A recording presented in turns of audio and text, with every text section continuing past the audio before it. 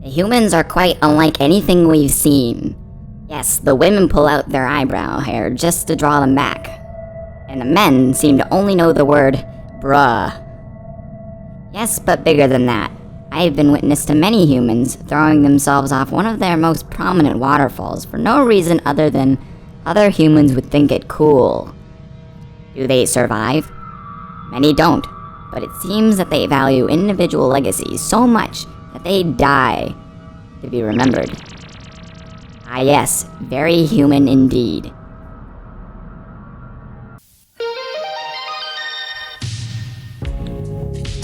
I just poured out a glass of water.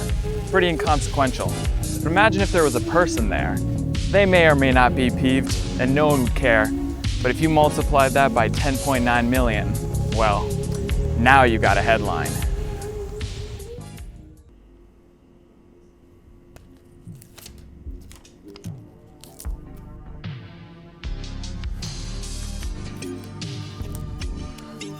From the dawn of the 20th century to 1995, 15 different people would fall from the top of Niagara Falls intentionally. The majority of them would have constructed human-sized barrels that they could be housed in, but exceptions include large metal balls, jet skis, and just nothing at all. One guy just jumped off. He didn't live. Of these people, 1 in 3 of all attemptees would perish, doing a stunt that combines two of humanity's most fundamental fears, falling and tight spaces. My question is, for what? Because most people couldn't name any of them, and I'd venture to say if you had never lived in New York, you might have not have known this had even taken place. So my goal for this video was to figure out who are these people, why did they do what they did, and how did it work out for them? Ladies and gentlemen, this is Hijinx Historic. I don't know about you, but I'm getting all fun now. Uh-oh. Don't tell me. We're about to go over a huge waterfall. Yep. Sharp rocks at the bottom. Most likely. Bring it on.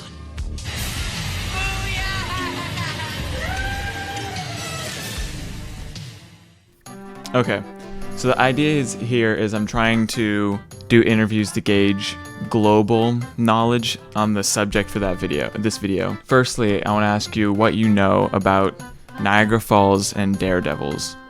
Alright, so yeah, okay. So on their own, Niagara Falls, not a lot about it.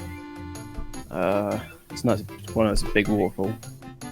And then Daredevils, just people who clearly have more confidence than other people. They do stunts, some not controlled, some that can, might danger their life, but they just do them because they think it's like it gets their adrenaline pumping. Yeah. Makes them. Maybe it's their idea of fun. It's not everyone's cup of tea, but. So, as someone from the UK, you've never heard of any kind of stunts that have been done involving Niagara Falls? Not at all. First person to do it did it in 1901. If you were to think of a person in 1901 who would try and attempt this, what's the visual? What kind of person are you imagining? If someone in 1901 tried to go off Niagara Falls in a barrel, Yeah. I'd probably be like... They were successful. Oh, so they lived, okay. Yeah. It would be someone well-known. He probably has some background about doing it, I think. Probably a man. I don't really see a woman doing this. I don't want to say muscly, because people who take pride in the way they look, I don't think they'll throw themselves off a waterfall. So, yeah, I'm seeing some like low-built, middle-aged, kind of semi-well-known person. Maybe has a beard. Okay. So this is the part. Okay, this is the part where I tell you that the person was named Annie Edson Taylor, and she was a 63-year-old woman who was also a school teacher. Oh. I was thinking some like, oh, wow. Yeah, it's so it was like a female. Yeah, like it's actually wild. You see the picture of her, and it just doesn't. You just don't see it. Yeah, I can't. Especially a school teacher. Let me paint a picture for you. It's the Pan-American Exposition. There are buffalo wings everywhere, and everything's in black and white. Well, that's not really true, because buffalo wings weren't popular until the 70s, and this is 1901. Our first bear rider, Annie Edson Taylor, sees opportunity among the masses, opportunity to acquire fame and fortune. And here's the kicker. The barrel contained Annie Edson and her cat. That's right, crazy cat lady does the unthinkable for fame. And she might have been crazy because she says that the idea came to her in a flash of light. Truly in the American spirit. And you know what else is in the American spirit? The fact that she got swindled out of all the money she made selling her memoirs to tourists from bad managers. Yeah, that'll happen. And apparently her barrel even had gotten stolen as well, so it seemed like she just had a rough go with it. But at least she lived a long life, which is more than you can say about some of the other people we're going to talk about.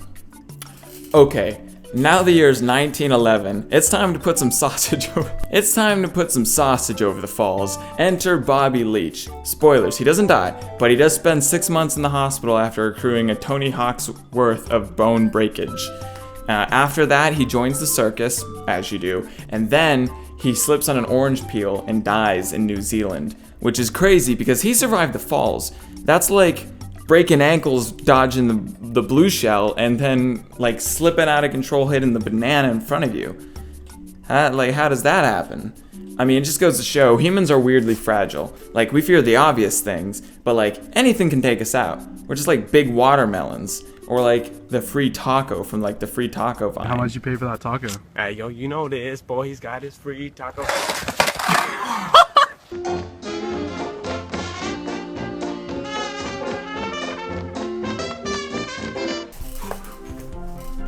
I hope you brought your radio and credit cards to buy refrigerators because it's the Roaring 20s. Time to break in the summer. It's July, and what's his name?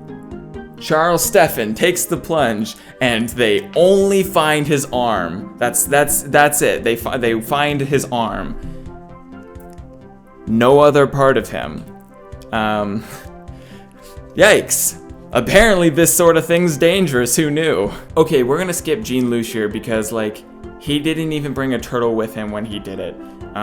Hey, let me introduce you to my friend George Stokes, who in 1930 went over the falls with his 105-year-old pet turtle named Sunny. That's right, it wasn't just Annie Edson bringing their pets over the falls. You know, I would say, hey, guys, stop bringing your pets over the falls. But like it keeps working out because like the turtle lived. So I guess like, whatever. This is the part where I break the bad news that only the turtle lived. He did not. He was trapped behind the waterfall for like a whole day period, and when they finally recovered him, and I guess the turtle was just chilling. It's like, hey, I'm just here swimming. This is like cool. I'm just a turtle. Okay, and now we get to my personal favorite part. Nathan Boy in 1961. He went over in a metal ball that he called the plungosphere. But here's the weird thing about Nathan Boy. No one really knows anything about him. In fact, Nathan Boy wasn't even his real name, that's just the name people thought he was. It turned out that his name was actually William Fitzgerald. There's other weird details about like him saying that he was unemployed, but then there being people that were like, well, actually he works at IBM, or like that's what people said, but why would like people make that up? It gets weirder. On the plungosphere, there was like on the side of the metal ball, it said plungosphere, step out of your pit of darkness and into the light. Dell. I tried to look that up, which is difficult to find anything because it's a super generic quote meant by a computer company. So you get generic advice like, you know, websites and computers. But I eventually stumbled upon Paradiso, which is the third chapter of Dante's Divine Comedy. Doesn't necessarily directly connect, but it has a lot of like kind of similar wordage, so it was like it came up in the searches, and I think there's a few like connections. This is where we get into conspiracy territory, by the way. So let's talk about the sphere. Everyone just used barrels, but he used the sphere specifically. And in the Divine Comedy, spheres are a metaphor for the paradise that surrounds Earth. You got a bunch of spheres. There's different ones with different names and whatnot. And then I found this quote that says, "O greed, it is you who plunge all mortals so deep into your depths that not one has the power to lift his eyes above your waves." Now, Nathan had done a few interviews afterwards and had made it clear that he did not do it for money or fame, but specifically personal reasons, and he specified nothing more. Though I can't tie this quote directly to him, I think it is interesting because it's almost like it sounds like it fits his situation, where it's like this water metaphor for greed. And it's as if he were saying, like, you know, I don't need to do this for the money like everyone else here who has done this before me. I spent a decent amount of time trying to research and try and connect the dots. I couldn't quite pin anything down until I stumbled upon a movie called Pit of Darkness that came out in 1961. And then I was disappointed again because it came out after he did it a few months later, and it was in the UK, and it had nothing to do with waterfalls or anything. It was like an espionage movie, so. The trail runneth cold, as they say. Okay, that pretty much covers like the main people who did it earlier on. A few other people include David Monday, who had actually spent $16,000 making his barrel, which is like $39,000 our time. He did it in 1985, and it was fitted with video footage. Let's see that video footage.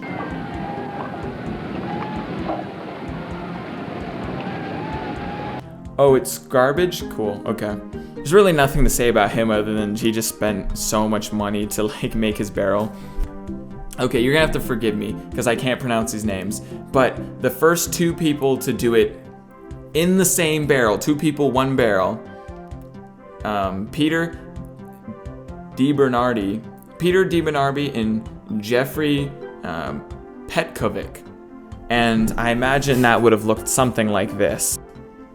Hey, do you think don't talk? I can smell your breath. That stinks. I hate to break the news to you, but Robert Overack, the guy who went over in a jet ski, as sick as that is, he didn't make it. You need protection. You can't just go over the falls. It's kind of a large waterfall. Okay, and the last guy I'm going to talk about is Steve Trotter, who survived. He was the youngest guy to ever do it. He did it in the 90s, and he also was the first person to successfully do it twice. He did it with another person the second time. And I checked out his website and I saw that he actually had a contact me section. So I emailed him and asked him for an interview, and he said yes. So without further ado, my interview with stuntman extraordinaire and youngest man to go over the falls, Steven Trotter. First off, I just want to say thank you so much for coming on and interviewing with me. It's really cool of you to make the time. I have a lot of specific questions, but first I just wanted you to tell us about, what's going through your head when you're up there in the Niagara River and it's about to go down. It was very scary because the water was all like splush splash splish whoosh whoosh whoosh wishy washy splish galoo galoo, and I was like, oh no, whoa hey.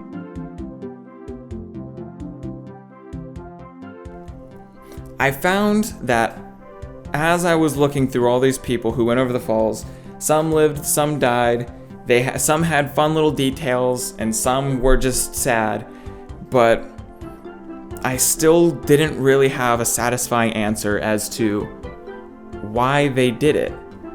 Until I stumbled upon this video that was a documentary made in the 90s about David Monday, who I'd mentioned previously, and there was this old man that was sitting there talking about the techniques that the people in the past had used, and the way he was talking about them made me understand that it's about a culture. It's like you do it to get into the club, and it's about conquering the falls. Sure, some wanted just to be getting money and fame, but I think it's something that starts out as, a little what if, that just props itself in your head, and then it mutates into this larger than life calling that you have to be the next person to do it. It's like an Avatar sort of thing, but way stupider. But that's human. That's what we do. We do stupid things because it'd be cool, and we love the challenge. I'm gonna include a list right here of all the people all the 15 people. If you want to look into any of them further, Oh, I might as well tack it on here as some news. You may or may not know, I have a show called The Wedge Show. If you missed it, episode 1 has been out for a little while. Go watch it if you want to. It's a cool show. I put a lot of heart into it. And I finished writing the second one, and it is underway. No promises on the time, but just know that there will be one. So, yeah. Just, be excited about that if you like the first one. So be excited. And, like and subscribe. I appreciate you guys. Have a good one. You deserve it.